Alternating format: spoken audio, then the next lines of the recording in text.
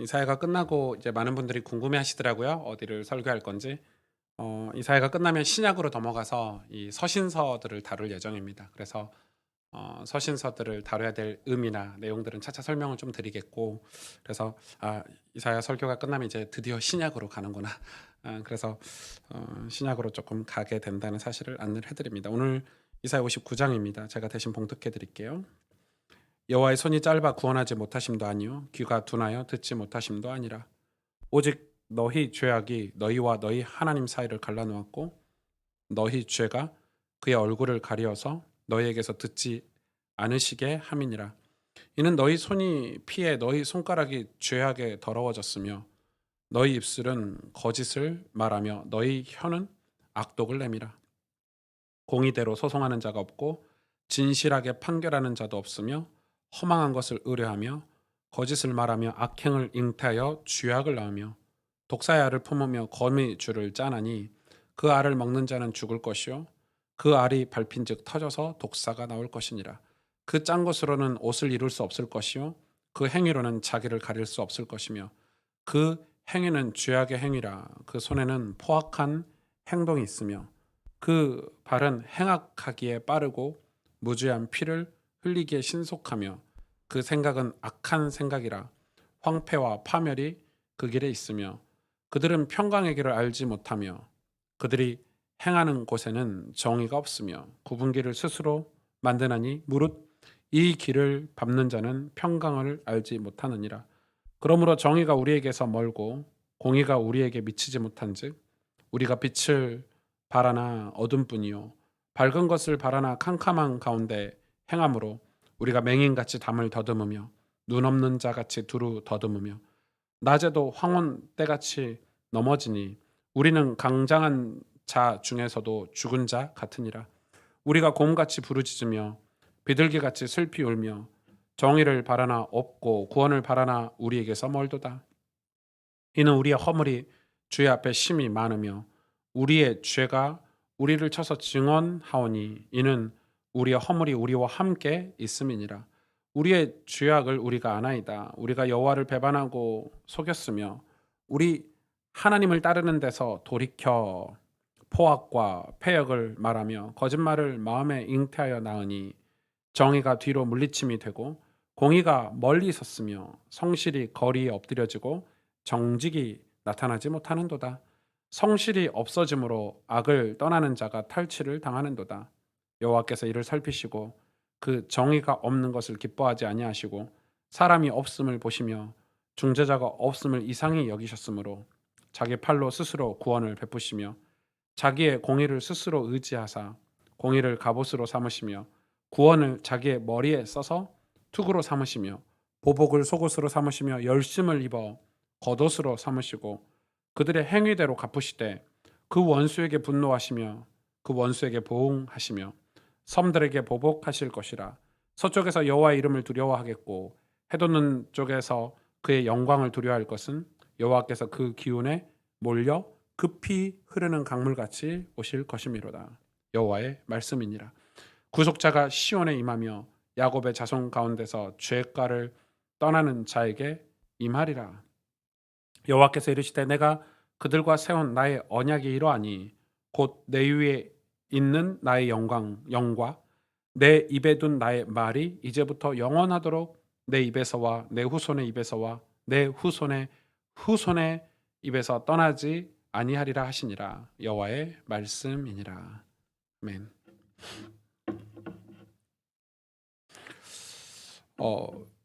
이 당시 이스라엘은 우리가 뭐 아수르의 포로가 되기도 하고 또 바벨론의 포로가 되기도 한 그 이유를 우리는 우상 숭배라고 계속해서 성경에서 배우고 있죠. 어, 직접적인 이유는 이 우상 숭배가 맞는 것 같아요. 그러나 제가 성경 전체를 살펴보고 또 구약 전체를 지금 설교하면서 제가 느끼는 거는 이스라엘이 우상 숭배 때문에 이 아수르나 바벨론의 포로가 되는 것만은 아니겠다. 물론 직접적인 원인은 그거지만 그 뒤에 하나님의 숨겨진 의도, 하나님의 의지가 있겠다. 이렇게 생각을 좀 많이 하고 있어요. 당시 이스라엘은 뭐에 푹 빠져 있었냐면 사실 세상에 빠져 있었고 우상에 빠져 있었다고 기록은 하고 있지만 이 이스라엘이 진짜 빠져 있는 거는 선민 사상이었어요. 그러니까 선민 사상에 완전히 푹 빠져 있었어요. 선민 사상은 무슨 뜻이냐면 하나님의 백성으로 선택받은 민족은 우리야. 이게 선민 사상이거든요. 하나님께 선택받은 민족은 우리뿐이야. 이게 이제 이스라엘이 가지고 있는 어떤 이 선민 사상이고 지금도 그렇죠. 지금도 유태인들은 주시들은 그런 마음을 가지고 있는데 이런 선민 사상 때문에 이스라엘이 포로가 된 것은 아닌가? 저는 그렇게 생각을 해요.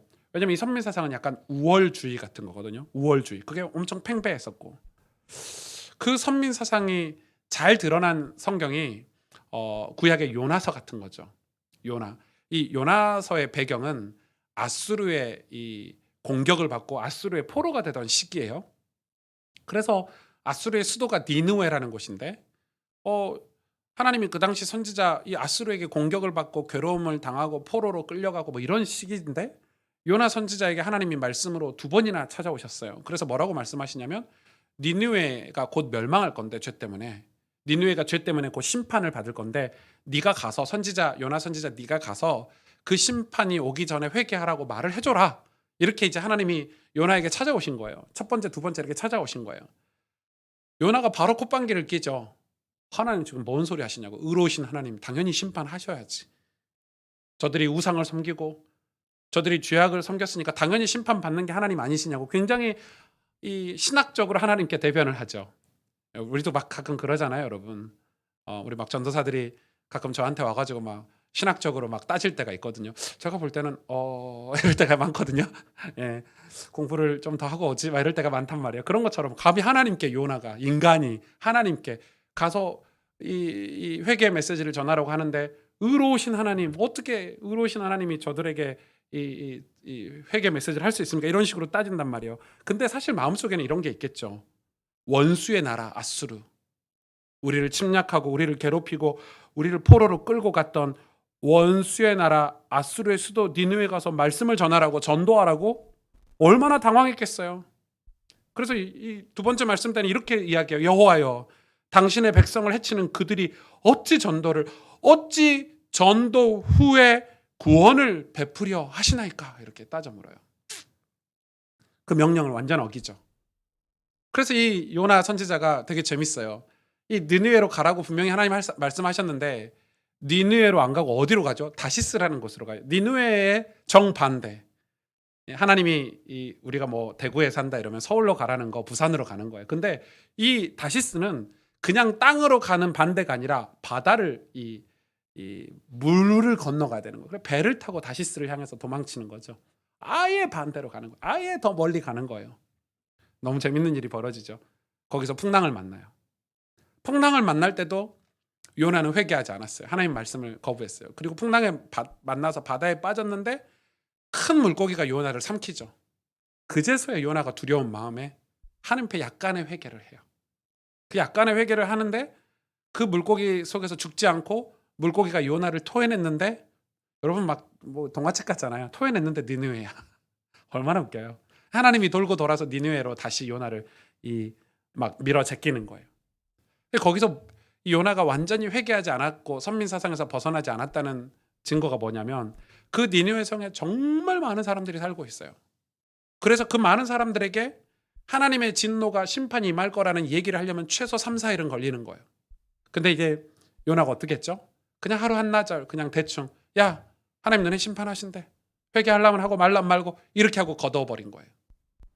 여러분 우리가 3박 4일 집회를 해야 되는데 너무 싫고 밉고 하기 싫어가지고 그냥 1시간 강의 대충 하고 오는 것처럼 그냥 요나가 제대로 설명도 안 했어. 회개를 어떻게 해야 되는지 이 회개를 왜 너희한테 지금 말하고 있는지 하나님이 어떻게 너희를 심판하실 건지 너희가 회개하면 어떤 일이 벌어질 건지 제대로 설명도 안 했어. 회개하려면 하고 말란 말고 그냥 대충 던지고 말았어요. 그리고 뭐 박넝쿨 사건이 있었잖아요. 여러분 그게 이스라엘이에요. 그게 이스라엘이에요. 여러분 예수님이 이 땅에 오셔서 공생의 사역 3년 동안 공생의 사역 하신 게 마태복음, 마가복음, 누가복음, 요한복음이잖아요. 그거 읽어보면서 여러분 뭐 느끼시죠? 예수님이 찾아가고 같이 밥 먹고 사역하러 가신 곳은 전부 바리새인 유대인과 유대인들이 가지 않는 곳이에요. 유대인들이 더럽고 추악스럽고 깨끗하지 않다고 하는 사마리아 땅에 예수님은 가셨고, 남편이 5이나 되는 사마리아 여인을 만나셔서 예배에 대해서 말씀하시죠. 이 유대인들이 예배드리는 성전에 예배만 드리고 왔다 갔다 했지만 그 베데스다 연못 앞에 38년 동안 병자로 있었던 환자에게 유대인들은 가보지 않았거든요. 예수님은 그 38년 병자된 이 병자에게 찾아가셨어요. 예수님은 유대인들이 성적으로 간음했다고 돌로 죽이려고 했던 그 여인을 보호하셨고요. 예수님은 죽은 나사로, 아무도 시체 썩는 냄새가 나는 나사로에게 아무도 관심이 없지만 유대인들은 예수님 그 죽은 나사로에게 찾아가셨어요. 우리나라 백성들을 등쳐먹어서 돈 벌어 먹는다고 했던 세리와 함께 식사를 하셨고요. 여러분, 다 상징이 있어요. 다 유대인들이 거들떠도 보지 않는, 쟤네들은 더럽고 우리는 깨끗해, 쟤네들은 하나님이 저주하셨고 우리는 하나님 축복하고 계셔 라고 생각하는 그런 선민 사상과 반대되는 것으로 예수님은 다 찾아가셨어요. 예루살렘 교회 아시죠? 하나님 은혜를 베풀어서 유대인 교회거든요. 예루살렘 교회는 초대교회라고 알고 있는 예루살렘 교회. 여러분, 예루살렘 교회가 얼마나 놀라운 일이 벌어졌냐면 하루에 3,000명씩 이 예수님을 믿고 교회로 돌아왔다고 기록되어 있어요. 여러분, 3,000명이 하루에 예수님 믿고 교회에 돌아오면은 우리 교회는 난리 나요. 그렇게 오면 안 돼요. 차석이 없기 때문에. 몇 번 예배를 드려도 한 20부 예배를 드려야 돼. 우리는 뭐 한 주에 새 가족이 한 명만 와도 너무 기쁘고 신나고 이러는데 한 3,000명, 뭐 5,000명씩 막 예루살렘 교회가 얼마나 요즘 말로 말하면 부흥하고 급성장을 했는지. 그런데 그 예루살렘 교회를 하나님이 쓰시지 않고 버렸죠. 이유는 뭐예요? 이 예루살렘 교회가 독특한 면이 있었어요. 베드로라든지 또 많은 사도들 중에서 이방인들에게 하나님이 문을 여셔가지고 고넬료라든지 이방인들에게 복음을 전하고 이방인들에게 세례를 베푸는 걸 예루살렘 교회에서 보고를 했더니, 예루살렘 교회, 지금으로 말하면 당회 같은 게겠죠. 행정조직에서 뭐라고 얘기하냐면 왜 허락 없이 복음을 전했냐, 왜 허락 없이 이방인에게 세례를 베풀었냐는 거예요. 저는 그 성경을 보면서 되게 선민 사상이 엄청나구나. 그래서 하나님이 예루살렘 교회를 등지셨죠. 그리고 선택한 사람이 사도 바울이에요. 사도 바울이 로마서 15장에 이렇게 얘기해요. 이 은혜로 말미암아 이방인을 위해서 하나님은 나를 하나님의 일꾼 삼으셨다고요. 그러니까 바울은 정확히 하나님의 의도를 알았어요. 하나님의 의도, 하나님의 의지를 한 거죠. 여러분, 하나님의 의도는 뭐예요? 하나님의 의도는 무신론자, 즉 이방인이에요. 하나님이 지금 구약, 신약 통틀어서 지금 우리가 살고 있는 지금 이 시대에도 하나님의 의도는 이방인이에요. 그래서 오늘 본문 하반절에 보면은 뭐라고 말씀하시냐면 하나님 당신이 열심으로 옷을 입겠대요. 겉옷을. 열심히 옷을 입겠대요. 그 말을 하나님이 지금 가만히 계획 세워놓고 가만히 앉아가지고 계획대로 되나 보자, 딱딱 짜진 대로 내가 계획 세우는 대로 이루어지나 보자, 이게 아니고 하나님이 인간 세계에 개입하셔서 일하신대요. 열심을 내서. 성경 그렇게 표현하고 있어요. 하나님의 열심을 드러내고 있어요. 하나님이 가만히 계시는 게 아니라 일하고 계시는데 그 일하시는 목적이 무엇이냐? 이방인인 거예요. 즉 저와 여러분은 육신적으로 이방인이잖아요. 우리도 구원을 받았어요. 하나님의 일하심 때문에, 하나님의 열심 때문에 우리가 이 영적으로 아브라함의 후손이 된 거예요. 그런데 여러분, 한국교회를 보고 저와 여러분을 봤을 때 우리도 어느 순간 선민 사상이, 우리도 어느 순간 우월주의가 우리 안에 있지 않는가요? 하나님의 의지는 하나님이 이방인에게, 예수 그리스도를 아직 믿지 못하는 무신론자에게 있다는 사실을 성경은 우리에게 계속해서 보여주고 있어요. 그래서 여러분, 지금 이스라엘 백성이 우상 숭배해서 포로로 끌려간 게 아니고 굉장히 중요한 거죠. 이스라엘 백성이 선민 사상, 이 우월감에 빠져 있었기 때문에 그들은 우상을 섬길 수밖에 없는 부패함, 고인물이 된 거죠. 오늘 본문을 통해서 그걸 좀 확인해 보려고 해요. 오늘 본문 1절에서 8절은 선지자가 지금 이스라엘 백성에게 외치는 장면이거든요. 여호와의 손이 짧아 구원하지도 못하심이 아니요 귀가 둔하여 듣지 못하심도 아니라 오직 너희의 죄악이 너희와 너희 하나님 사이를 갈라놓았고 너희 죄가 그의 얼굴을 가리어서 너희에게서 듣지 않으시게 함이라. 이는 너희 손이 피해 너희 손가락이 죄악에 더러워졌다. 손가락까지 죄로 더러워졌대요. 너희 입술은 거짓말을 말하며 너희 혀는 악독을 내밀어 공의대로 소송하는 자도 없고 진실하게 판결하는 자도 없고 허망한 것을 의뢰하고 거짓을 말하고 악행을 잉태하여 죄악을 낳는 독사의 알을 품으며 거미줄을 짜나니 그 알을 먹는 자는 죽을 것이요 그 알이 밟힌즉 터져서 독사가 나올 것이라. 7절에 보면은 그 발은 행악하기에 빠르고 무지한 피를 흘리기에 신속하고 그 생각은 악한 생각이라 황폐와 파멸이 그 길에 있으며 그들은 평강의 길을 알지 못하고 그들이 행하는 것에 정의가 없고 구분기를 스스로 만드나니. 자기들은 똑똑하다고 생각하지만 죄악 때문에 하나님과 자기 사이에, 죄 때문에 하나님과 인간 사이에 갈라지고 있다는 사실을 지금 선지자가 외치는 거예요. 너희가 지금 왜 이렇게 살고 있는지, 왜 포로로 끌려가는지에 대해서 지금 선지자가 이스라엘 백성들에게 외치고 있는 거예요. 뭐라고 외치냐? 하나님은 너희를 구원하실 분인데 그런데 너희가 왜 구원을 받지 못하냐? 죄악 때문이라는 거예요. 그 죄악이 너희와 너희 하나님 사이를 갈라놓았다. 그 죄가 하나님의 얼굴을 가리고 있다. 기도를 듣지 않으신다. 지금 그렇게 얘기하고 있는 거예요. 이 외침, 선지자가 지금 외치는 거예요.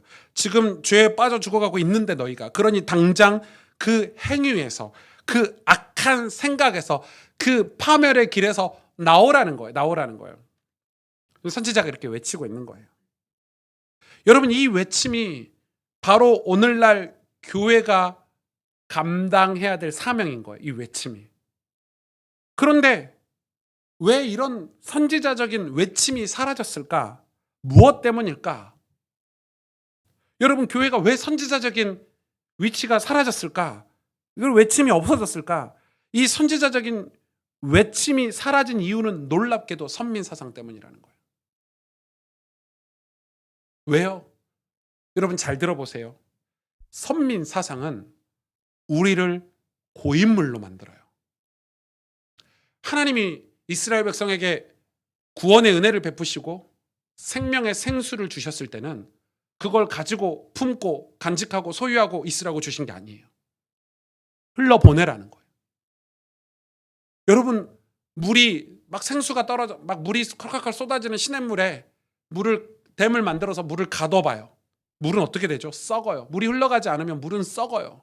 거기에 이끼도 생기고요. 더러운 오물들도 모이게 되고요.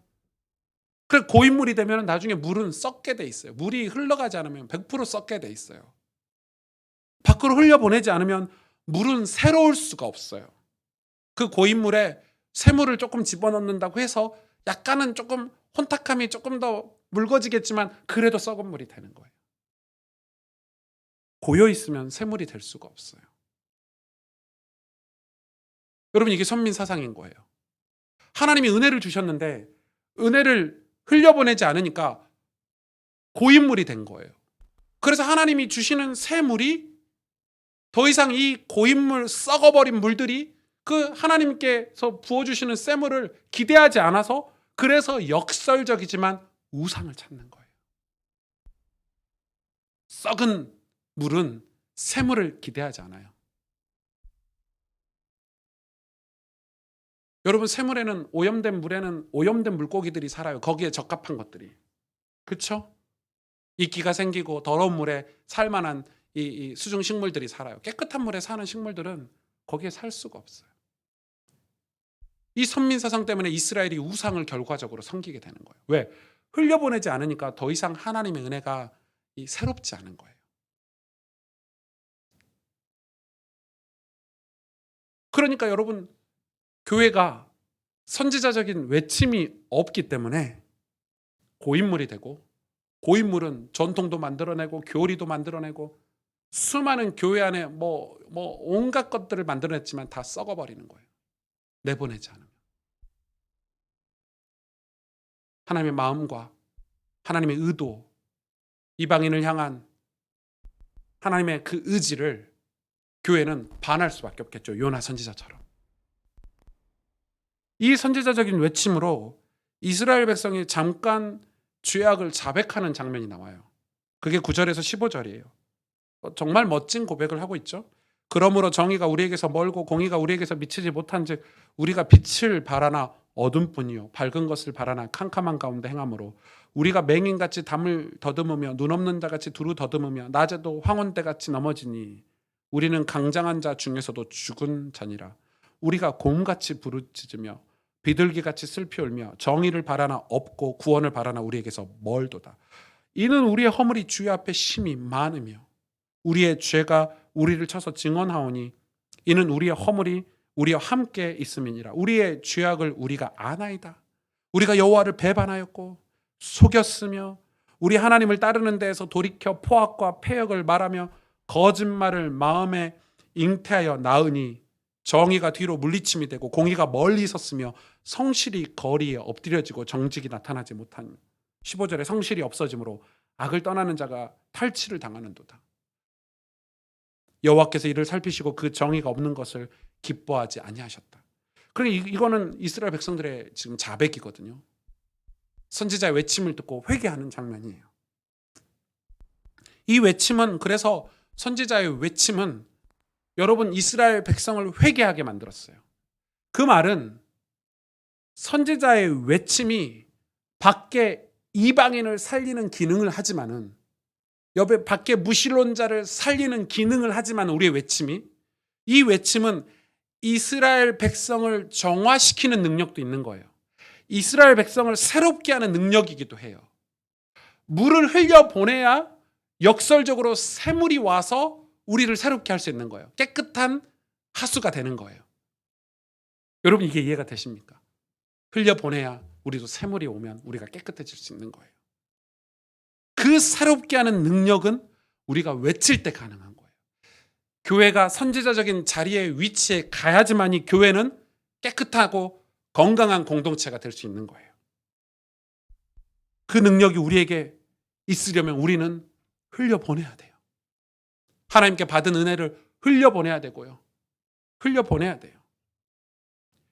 제가 고등학교 때 예수님 믿고 학교에 가서 친구들에게 전도하고 싶은 마음이 너무 간절한 거예요. 근데 전도를 어떻게 해야 될지 모르잖아요. 진짜 용기 내서 얘기했어요. 짝꿍에게 야 이번 주 우리 교회 가볼래? 이게 이제 전도였는데 나중에 은혜를 너무 받아가지고 이제 교회 가자로도 양이 안 차. 우리 교회는 어떤 교회고 또 내 안에 계신 예수님, 내가 예수님 믿어서 어떻게 됐는지 이런 얘기를 하는 거예요. 근데 제가 그런 얘기를 하면서 스스로 부끄러웠어요. 그런 얘기를 하면서 뭐가 부끄러웠냐면 내가 수업 시간에 수업 집중해서 듣지 않고 떠들고 까불었던 것들, 그리고 제 성적, 그리고 내 말. 이 교회 다닌 지 얼마 되지 않아가지고 아직 언행이 변화되지 않은 상태였거든요. 근데 이기심, 나밖에 모르는 이런 이기심들, 이런 것들이 제가 제 친구에게 예수님을 소개하는 그 순간에 주마등처럼 스쳐 지나가는 거예요. 아, 이게 가시죠. 그래서 나는 이런 부분들을 고쳐야 되겠구나. 이런 부분들을 바꿔야 되겠구나. 이런 생각을 했어요. 그래서 기도 제목이었어요. 주님, 제 삶이 메시지가 되게 해달라고. 고등학교 때. 그래서 공부도 열심히 했고 어려운 친구들도 도왔고 혹시 억울한 일을 당해도 내 이기심 때문에 표현하지 않았고, 여러분 그런 것들이 우리 안에 새로워지는 이유는 내가 누군가에게 외치는 자의 자리에 가야지만이 내가 사는 거예요. 그 사람을 위해서도 외쳐야 되지만 결과적으로 교회가 하나님의 새로운 은혜가 있으려면 우리는 밖으로 내보내야 돼요. 이스라엘 백성들이 죄를 자백하죠. 여러분 외치는 자가 있어야 죄를 자백할 수 있는 거예요. 여러분 누가 외쳐주지 않는데 어떻게 내가 죄인이라는 걸 알 수 있겠어요? 여러분 어둠만 있는 곳에 빛이 없으면 어둠은 자기들이 어둠인지를 몰라요. 자기들이 깜깜한 줄 몰라요. 원래 그런 줄 아니까. 근데 거기다 빛을 비추면 우와 빛이 있었네. 빛을 처음 본 거예요. 어둠이. 우와, 저렇게 밝았네. 빛을 비추니까 깜깜했을 때 몰랐었던 더러운 것들이, 우리 안에 오물들이. 여러분 집에 가셔서 오늘 밤에 한번 테스트 해보세요. 집에 있는 소파를 다 들어 올려보세요. 거기 안에 얼마나 더러운지.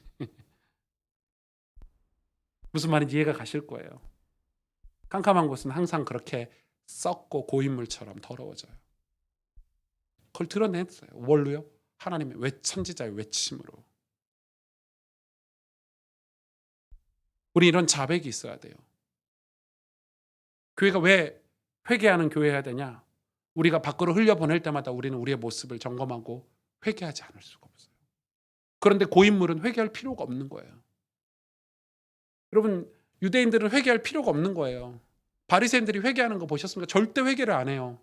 왜? 자기들은 똑똑하다고 생각하고 자기들은 이 신앙생활을 잘한다고 생각했죠. 그러나 하나님의 의도와 하나님의 마음, 아버지 하나님의 그 선하신 뜻을 전혀 상관하지 않고 마치 요나처럼, 끝내 요나는 회개하지 않았잖아요.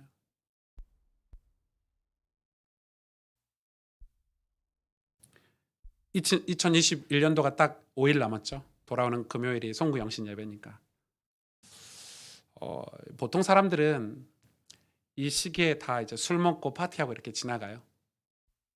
그걸 하지 말라는 게 아니에요, 여러분. 하셔도 돼요. 그런데 리더들의 삶은 이 시기에 항상 한 해를 점검해요. 내가 1년을 어떻게 살아왔는지.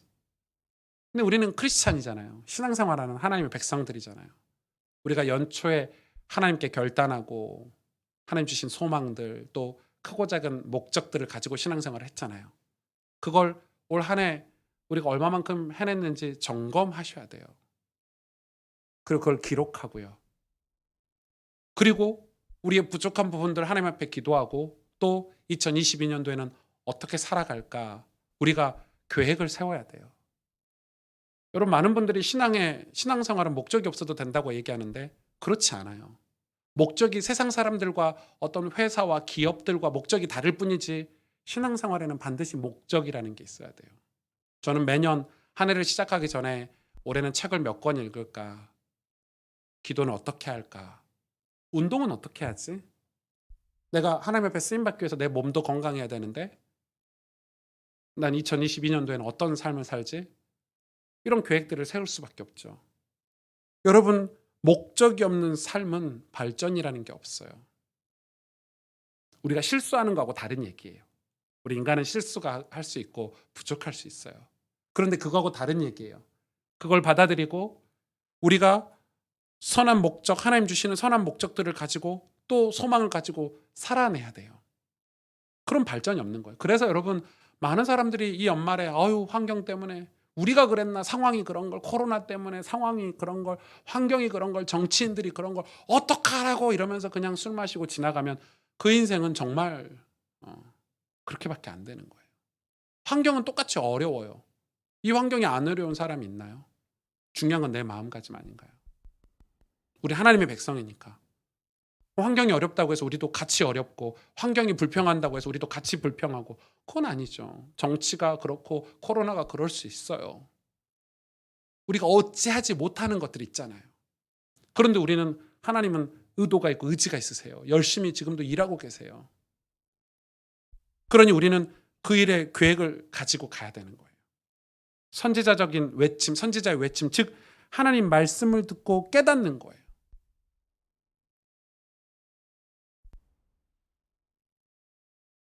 그런 자백하는 이스라엘 백성에게 하나님이 언약을 세우시는데 보실래요? 그게 16절부터 나와요. 회개하는 이스라엘 백성, 선지자 외침을 듣고 회개하는 이스라엘 백성에게 하나님이 언약을 세우시는데 16절부터 사람이 없음을 보시며, 처음부터 이렇게 이야기하죠. 사람이 없음을 보시며. 우리는 사람이 있었을 텐데, 느헤미야도 있고 뭐 에스라도 있고 믿음의 사람들이 있었는데, 이렇게 생각하지만 하나님 뭐라고 말씀하시죠? 사람이 없음을 보시며 중재자가 없음을 이상히 여기셨으므로. 그리고 뒤에 뭐라고 기록하고 있죠? 하나님 스스로가 자기 팔로 스스로 구원을 베푸시며 자기의 공의를 스스로 의지하사 공의를 갑옷으로 삼으시고 구원을 자기 머리에 투구로 삼으시고 보복을 속옷으로 삼으시며 왜 보복을 속옷으로 삼으셨을까요? 감추신 거죠. 속옷으로.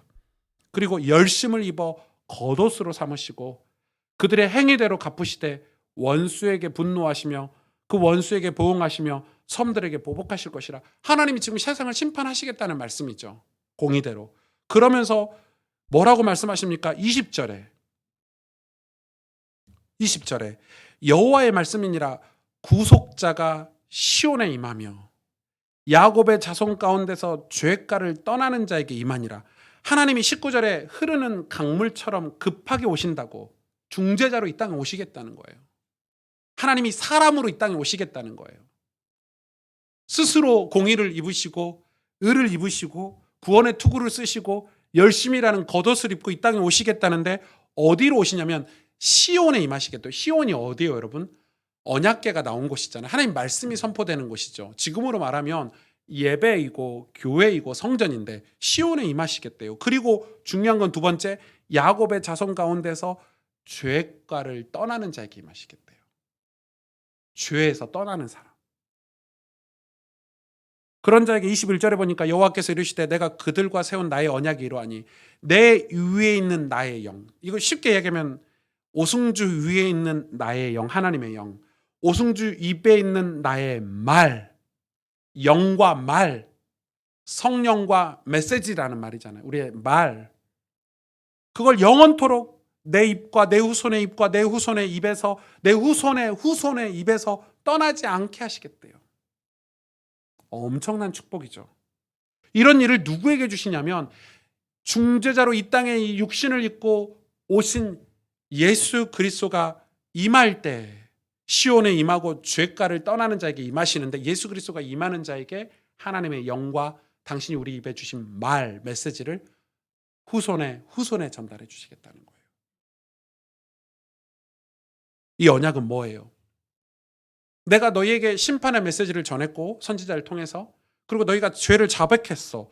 죄를 자백은 했는데 해결할 사람이 없네. 그래서 내가 그거 해결해 주러 갈게. 너희 죄 문제 해결해 주러 갈게. 그분이 바로 인간의 육신을 입고 찾아오신 하나님, 바로 예수 그리스도예요. 그런데 보세요. 이 구속자 예수님이 누구에게 임하냐? 죄과를 떠나는 자에게 임한대요. 여러분 분명하게 알아야 돼요. 여러분 이건 신학적으로도 여러분 개념을 정리하고 계셔야 되는데 우리 삶에 죄가 그대로 있는데 예수님은 임하지 않아요. 물론 로마서에 죄 있는 곳에 하나님 은혜가 더 크다고 했는데 그 표현은 조금 다른 표현이에요. 나중에 로마서를 설명할 기회가 있을 거예요. 여러분 죄가 있는데 죄와 거룩하신 하나님이 공존할 수 없어요. 죄가 있으면 하나님은 같이 계시지 않아요. 반대로 예수님이 계시면 죄가 있을 수 없어요. 그래서 우리 안에 예수님을 모실 때 내적인 갈등이 신앙의 갈등이라는 게 생기는 거예요. 예전처럼 쉽게 술 마시기도 어렵고 거짓말하기도 어렵고 그런 걸 할 때마다 내가 이기적으로 남을 미워하는 것도 쉽게 되지 않는 거예요. 왜냐하면 예수님은 사랑이시고 용서이시기 때문에.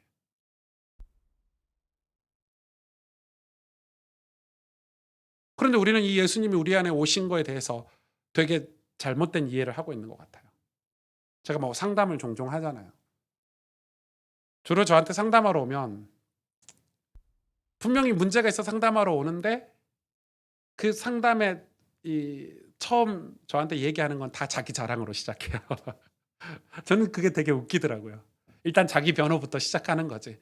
아, 목사님 사실은 제가 예배도 잘 드리고요.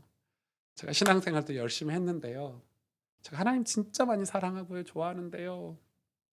예, 예. 본론은요? 제가 본론을 빨리 말해주세요. 본론은요, 왜 이렇게 제 삶은 이렇고 저렇고 이렇게 문제를 얘기해요. 그 말은 무슨 말이냐면 예수님을 그 삶에는 모시지 않는 거예요.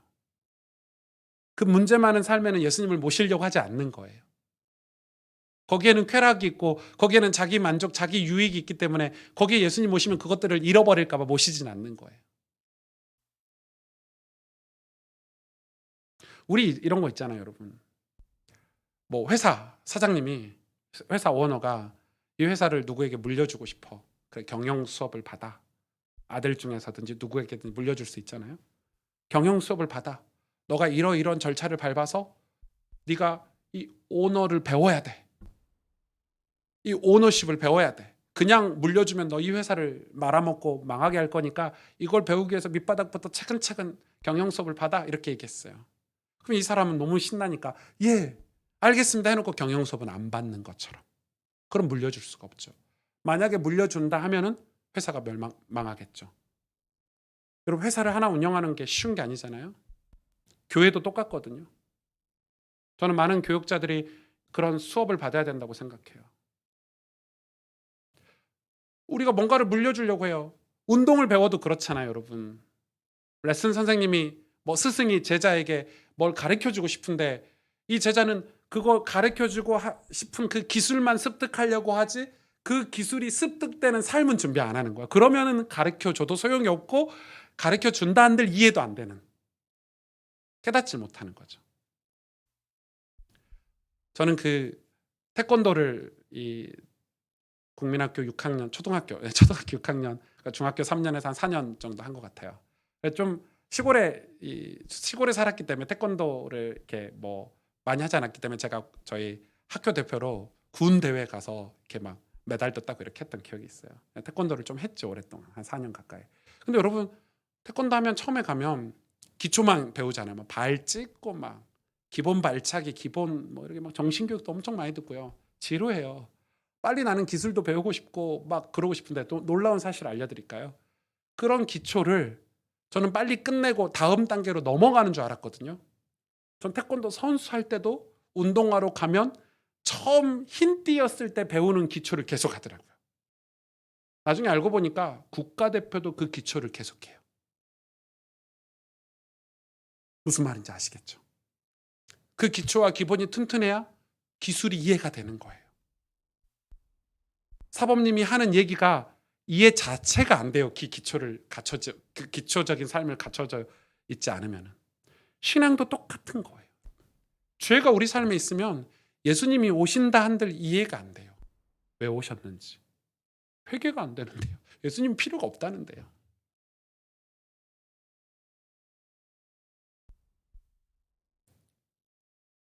예수님이 누구에게 임하는가? 우리가 죄를 떠나야 돼요. 그리고 우리 삶을 바꿔야 돼요.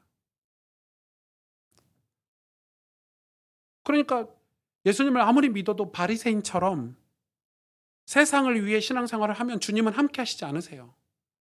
선민사상에 완전히 사로잡혀가지고 저작거리에서 기도하고 헌금을 하고 아무리 종교생활을 열심히 잘 퍼펙트하게 완벽하게 규모 있게 한다 한들 예수님이 왜 죄인과 식사하고 예수님이 왜 사마리아 땅에 가서 저 남편이 5시다 내는 여인과 같이 시간을 보내는지 바리새인은 너무 화가 나는 거예요. 너무 화가 났어요. 예수님이 왜 38년 된 병자에게 시간을 우리하고 함께 잘 먹고 우리하고 함께 왕국을 이루면 좋겠는데 왜 저 버러지 같은 이방인들과 같이 밥 먹는지 바리새인들은 너무너무 화가 난 거예요. 혹시 우리도 그러고 있지 않습니까? 혹시 교회가 지금 그러고 있지 않습니까?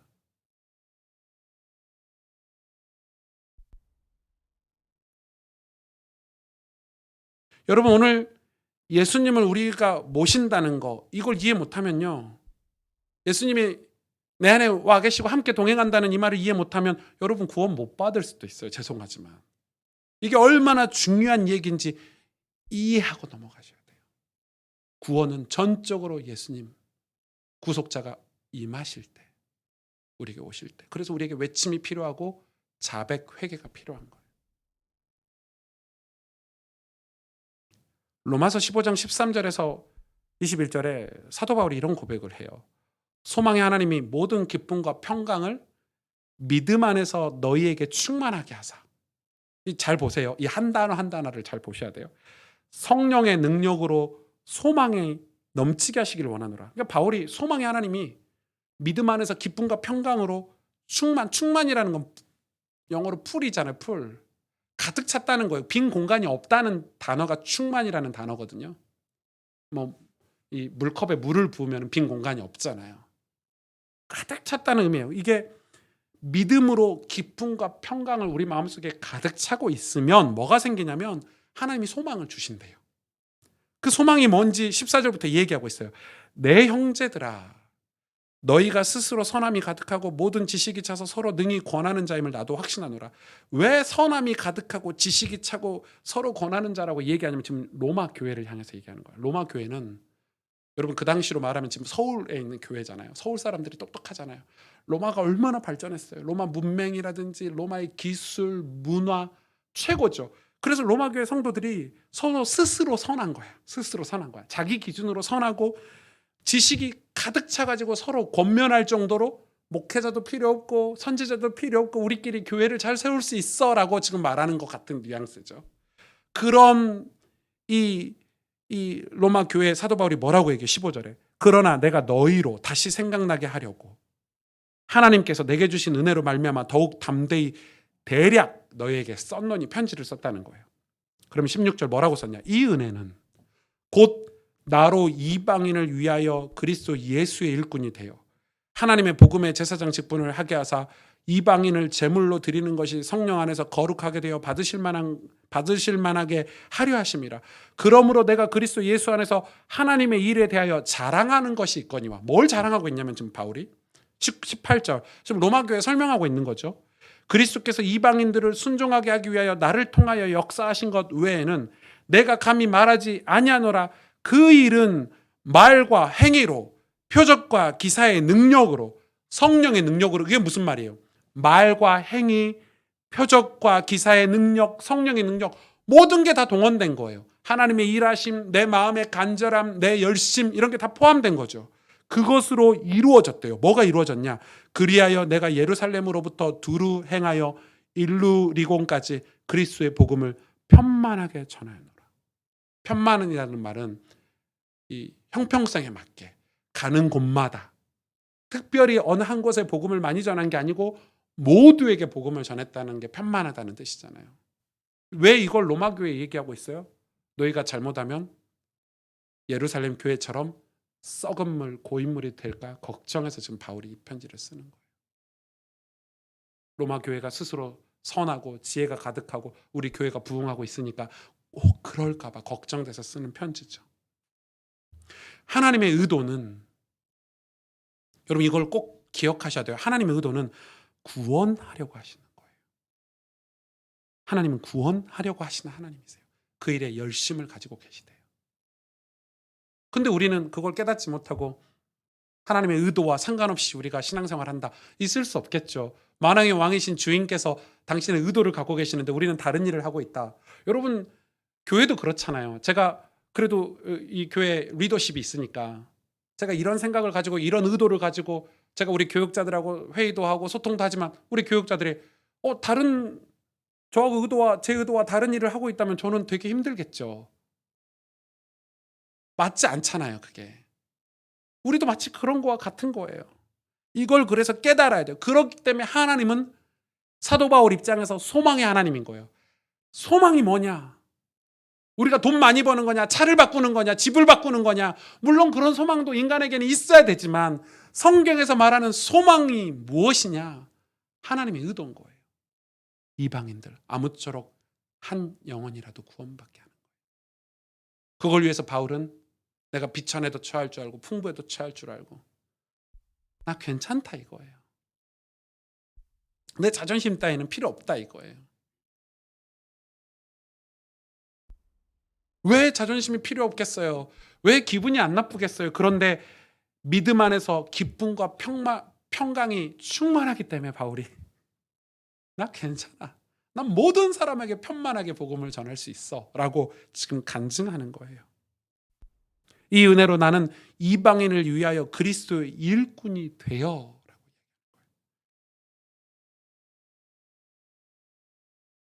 그래서 우리는 개척 8년 만에 개척 8년 동안 교회에 참 많은 일이 있었거든요. 교회는 우리 성도님들이 많이 이렇게 오셔가지고 교회가 어느 정도 성장을 하고 있지만은 개척 8년 만에 이제 처음으로 제가 그동안은 아무것도 어떤 프로그램이나 어떤 제 의지를 드러낸 적이 없는데 처음으로 이제 2022년부터 무신론자들을 위한 예배를 시작하려고 해요. 그 무신론자들을 위한 예배를 시작하고 싶어서 예배 스케줄을 다 조정했어요. 지금 오후 예배도 없앴고요. 여러분 이제 오전 예배 오셔야 돼요. 오후에는 그 무신론자들을 위한 예배는 무신론자들이 방향이지, 우리 성도들을 위한 예배는 예배죠. 당연히 우리 성도들을 위한 예배고, 그 시도를 우리 청년 대학생들과 하려고 하는 거예요. 우리는 하나님을 향해서 경배하고 찬양하는 게 예배지만, 또 하나는 밖으로 흘려보내는 예배가 있어야 된다고 저는 생각해요. 우리 무신론자들이 와서 궁금한 것들, 하나님 어떤 분인지, 교회는 어떤 곳인지, 이런 질문도 못하는 교회 분위기잖아요. 믿어! 그냥 잔말하고 믿으면 돼! 아니요. 그 예배를 시작하면서 동시에 장로님, 권사님, 안수집사님들과 함께 중직자 기도 모임을 가지려고 해요. 이 중직자 기도 모임도 처음이에요. 교회 개척하고 처음 하는 거예요. 우리 어른들과, 왜냐면은 이 중직자들이 기도 배경과 서포트 없이 이 무신론자들을 위한 예배가 이루어질 수가 없어요. 교회는 위로 하나님께 경배와 찬양을 해야 함과 동시에 우리가 밖으로 흘려보내는, 그래서 저는 비브리지라든지 우리가 많은 선교라든지 가난하고 병든 자들을 섬기면서 여기까지 왔지만, 이제는 그런 이 가난하고 병든 자들을 섬기면서 왔지만, 이제 서울에, 강남에 우리 수많은 젊은이들, 아직 주님을 만나지 못하는 우리 수많은 지식인들 향해서 교회가 그릇을 준비해야 된다고 생각해요. 우린 기초가 굉장히 중요해요. 예배드려야 돼요. 맞아요. 그런데 그 기초에 살이 붙어야 되고 기술이 개발돼야 돼요. 그래야 돼요. 여러분, 팀켈러 목사님이 뉴욕의 리디머 장로교회를 세워가시는데 수많은 청년들이 교회로 유입됐죠. 근데 좀 아이러니했어요. 사람들이 볼 때.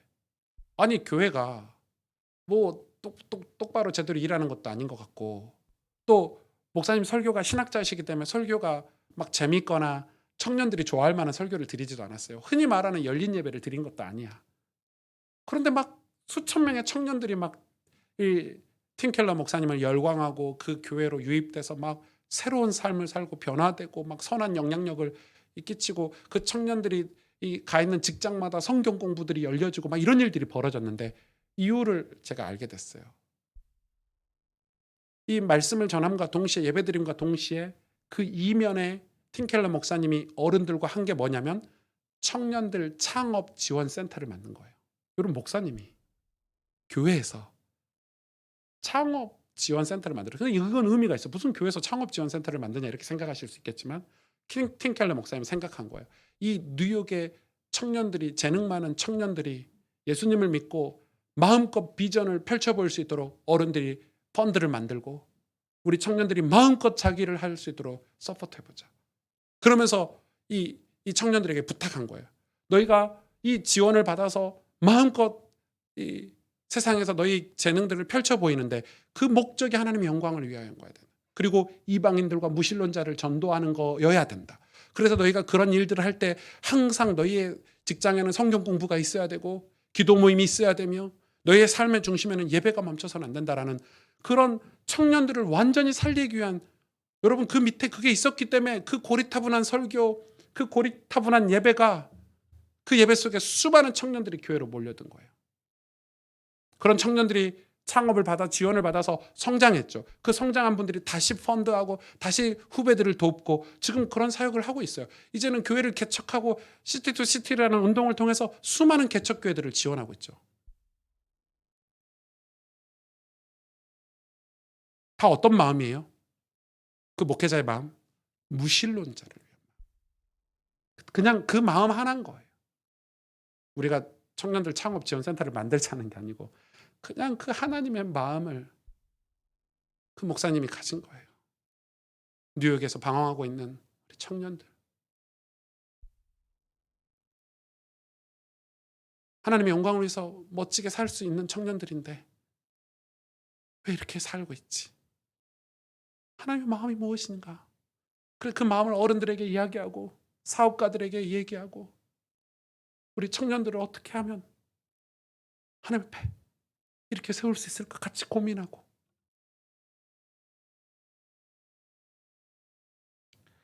제가 개척을 처음 시작할 때 제 선배들이나 친구들이 "어떤 교회 할 거야?" 이렇게 많이 물어봤어요. 또 제가 부교육자로 있었잖아요, 광주에서. 저희 목사님이, 박성진 목사님이 제가 이제 개척한다고 하니까 뜯어 말리다가 한 2년 뜯어 말리셨거든요. 이제 뭐 확정이 돼서 이제 간다고 하니까 하는 얘기가 "오 목사 어떤 교회 할 거야?" 이렇게 물어보더라고요. 제가 그 답변이 아직도 선명해요. 제가 무슨 교회 할 거라고 대답할 것 같으세요, 여러분? 예. 제가 "거짓 없는 교회 하고 싶다." 그랬어요. 그러니까 웃으시더라고요. 거짓 없는 교회를 한다니까 웃으시더라고요. 그러니까 제가 아마 농담하는 줄 아셨을 것 같아. 할 말 없으니까 그냥 거짓 없는 교회 이렇게 생각하셨을 것 같아.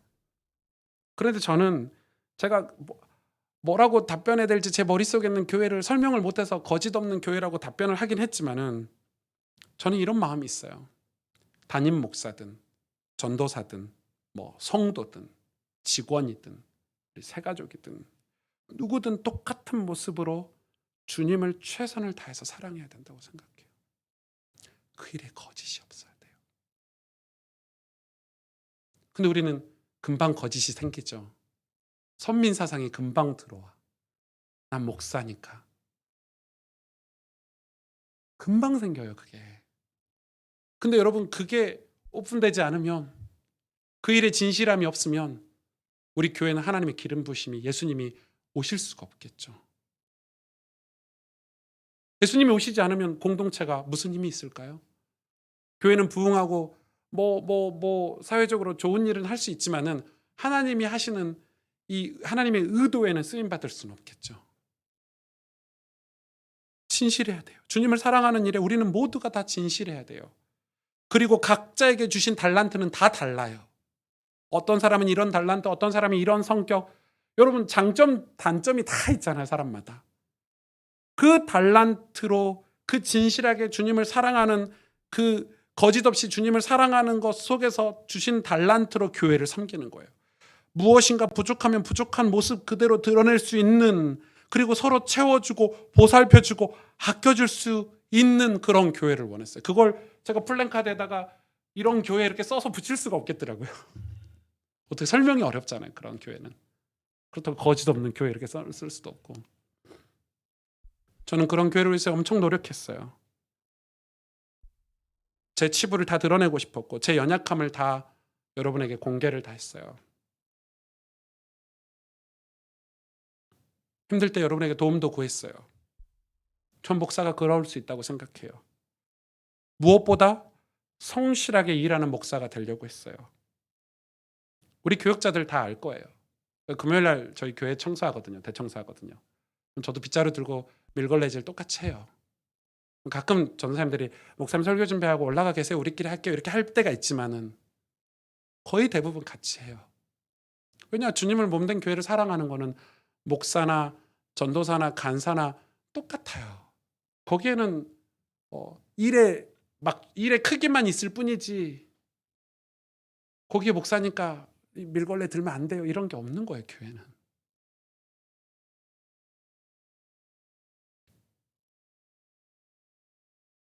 우리는 우리 교역자들 보면 누가 우리 교회 오면은요, 다른 선배들이 오면은 목사가 너네 이런 거 시키냐? 이렇게 계속 이야기해요. 전사님들이 막 주차도 해주고 뭐 차도 끓여다 주고 막 이러니까 목사가 너무 빡시게 시키는 거 아니야? 아니요. 부탁하는 거고 또 알아서들 다 해요, 교육자들이. 조금 그래서 모습이 좀 부족해 보이기는 해요. 남들이 볼 때는 질서가 없어 보이기도 하고. 그러나 우리 안에 그 사랑, 서로를 배려하고 존중하고, 이 친구의 장점이 있고 나에게 단점이 있다면 반대로 나에게 장점이 있고 이 친구에게 단점이 있을 수 있잖아요. 그게 같이 가는 거예요, 교회는. 서로 거짓 없이 하나님을 사랑할 때 가능한 일이에요.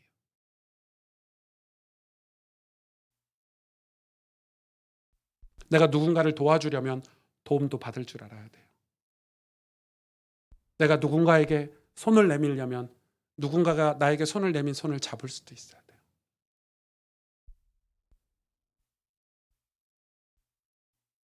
이런 진실한 공동체를 만드는 게 하늘의 별 따기가 아닌가 이런 생각이 들어요. 왜냐하면 사람들은 가공된 것들에 익숙해요.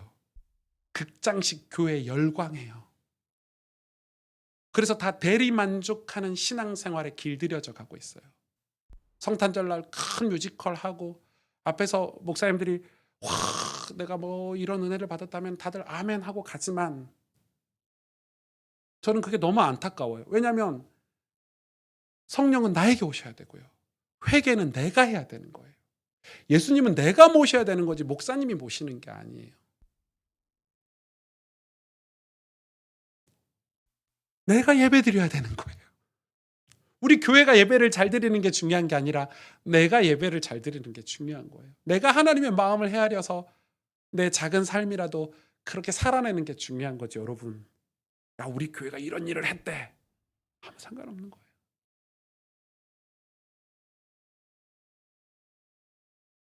주님이 정말 예수님이 우리와 함께 하시는 공동체, 스스로 우리가 예수님을 모시면서 예수님을 모시면 우리는 변화되잖아요. 변화되어져 가는 속에서 공동체 일원이 되어져 가고 하나님 나라를 위해서 쓰임받게 되는 거예요. 예수님이 오시면 기쁨과 평강이 생기기 때문에 구속자가 우리에게 오시면 우리 입에 말이 생기고 하나님의 영이 우리와 함께 하시기 때문에 후대에 후손의 후손에까지 그게 전해지는 거예요. 놀라운 축복이죠. 여러분 우리가 이런 복을 받기를 원해요. 우리가 이런 축복을 받기를 원해요. 하나님의 의도, 하나님의 마음이 이방인에게 있다. 무신론자에게 있다. 이 의도를 우리가 가지고 있어야 돼요. 그래서 우리는 어떤 삶을 살아야 되는지, 우리는 어떤 신앙생활을 해야 되고 어떤 교회를 이루어야 되고 어떤 신앙 공동체를 형성해 가야 되는지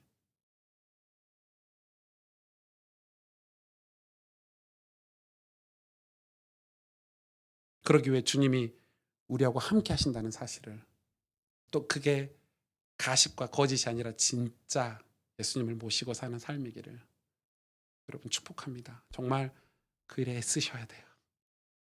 그 일을 노력하셔야 돼요. 예수님과 함께하는 삶을. 왜냐하면 마귀가 악한 영이 그 일을 못하게 하기 때문에. 예수님이 내 안에 계시다면 우리는 죄로 가까이 갈 수가 없어요. 죄에서 멀어지지요. 악독에서 멀어지고 흉악에서 멀어지고 음란과 부패에서 멀어지게 돼 있어요. 예수님은 선하시기 때문에 우린 성과 가까워지고 예수님은 가난하고 병든 자와 함께 하시기 때문에 우리도 가난한 자와 병든 자와 함께하는 곳으로 가까이 가게 돼 있어요. 기도합시다.